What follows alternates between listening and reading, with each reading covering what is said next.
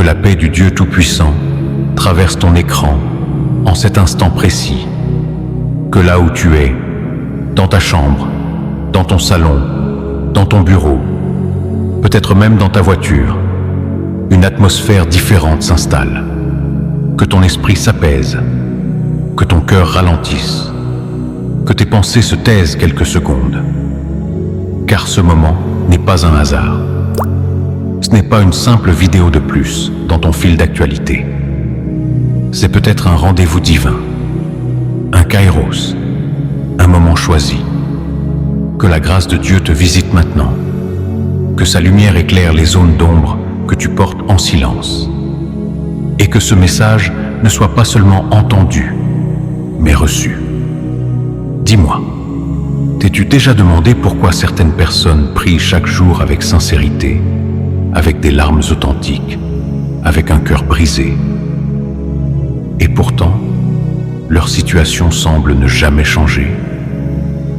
Pourquoi certaines personnes jeûnent pendant des semaines, participent à toutes les veillées de prière, donnent leurs offrandes fidèlement, servent à l'église avec engagement, mais les portes restent fermées, la maladie persiste, les dettes s'accumulent, les relations demeurent brisées, les mêmes combats reviennent encore et encore.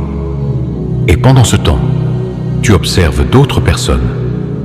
Elles ne semblent pas plus saintes, elles ne semblent pas plus parfaites, elles ne semblent pas passer plus de temps à l'église, mais leurs prières semblent produire des résultats.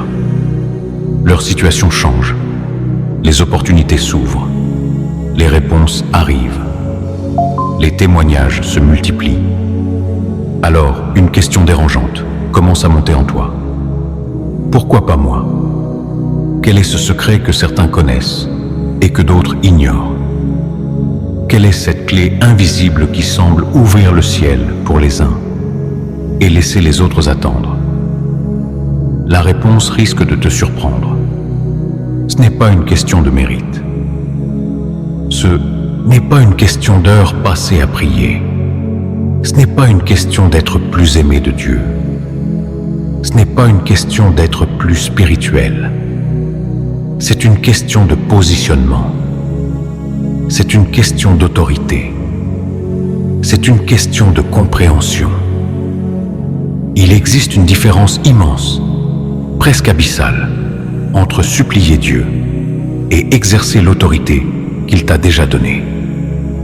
Et aujourd'hui, je vais t'emmener dans une révélation qui pourrait transformer radicalement ta manière de prier, de parler, de penser et d'affronter les situations.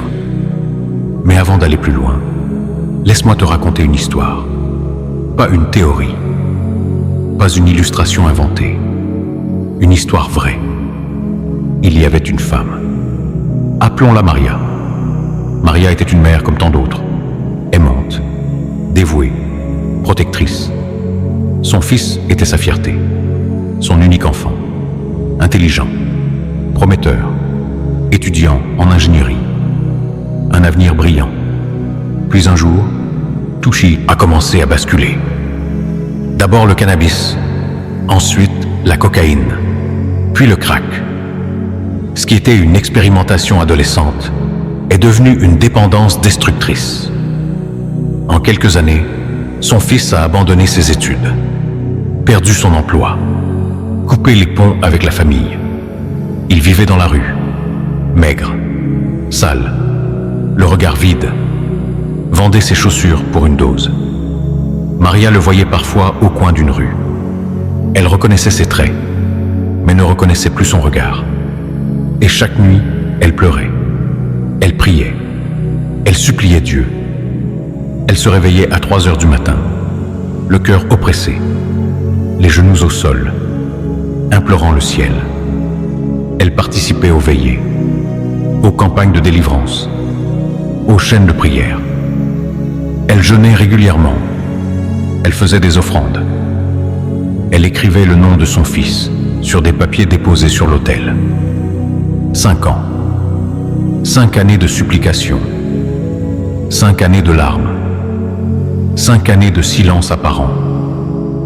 Rien changeait. Et plus le temps passait, plus une pensée douloureuse s'installait. Dieu m'a-t-il oublié? Un jour, épuisée, presque résignée, elle assista à une réunion où un prédicateur prononça des paroles qui la choquèrent profondément.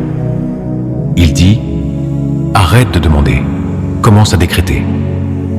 Elle fut presque offensée. Comment oser parler ainsi à Dieu? Comment ne pas supplier lorsqu'on souffre? Comment ne pas pleurer quand son enfant est perdu? Mais il ajouta « Tu pries comme une mendiante. Or tu es une fille. Tu demandes ce qui t'a déjà été donné en autorité. » Ces mots la poursuivirent. Et ce jour-là, quelque chose changea. Le lendemain matin, au lieu de pleurer et supplier Dieu de sauver son fils, elle déclara « Mon fils est libre ». Elle ne demanda plus la délivrance. Elle proclama la délivrance. Elle ne supplia plus pour que les chaînes soient brisées. Elle déclara qu'elle l'était déjà. Elle ne pleura plus en demandant son retour. Elle prophétisa son retour, chaque jour, plusieurs fois par jour, même quand la réalité visible disait le contraire. Et 3 semaines plus tard, son fils frappa à sa porte, maigre, sale, en larmes. Il lui dit qu'il avait rêvé d'elle, qu'il avait entendu une voix lui dire de rentrer, que Dieu avait un plan pour lui. Coïncidence? Ou activation d'un principe spirituel que peu comprennent? Écoute-moi attentivement. Il existe une différence profonde entre la prière de supplication et la déclaration d'autorité. La première positionne Dieu comme un juge qu'il faut convaincre. La seconde reconnaît Dieu comme un Père qui a déjà donné. La plupart des croyants passent leur vie à demander ce que le ciel a déjà libéré. La Bible déclare qu'il nous a déjà donné tout ce qui contribue à la vie et à la piété. Pas « il donnera », pas « il pourrait donner ». Il a donné. Alors, si c'est déjà donné, pourquoi mendier? Le problème n'est pas que Dieu refuse. Le problème est que nous ne savons pas activer. Imagine un compte bancaire rempli à ton nom, des millions déposés, mais tu dors dans la rue parce que tu ignores que la carte est dans ta poche. Les déclarations alignées sur la parole sont cette carte. Les mots ne sont pas neutres. Ils sont des semences. Dieu a créé le monde par la parole. Il a dit « et la lumière fut ».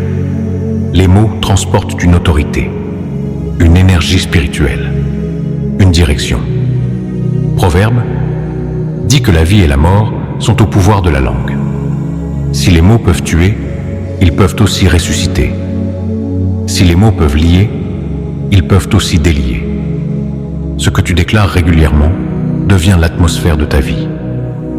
Si tu dis constamment « je n'y arriverai pas », c'est trop dur, c'est impossible, je suis fatigué, je suis maudit, je suis bloqué, tu renforces ce que tu redoutes.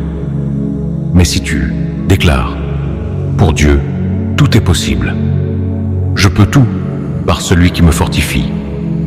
Si Dieu est pour moi, qui sera contre moi ?» Tu actives une autre dimension.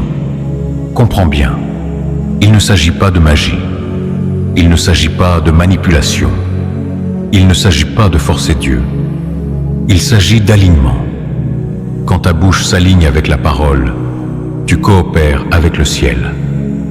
Et dans les prochains instants, je vais t'emmener plus loin. Nous allons voir pourquoi certains restent bloqués malgré leurs prières sincères. Pourquoi la supplication peut parfois maintenir dans la posture de victime. Et comment entrer dans une posture d'autorité filiale.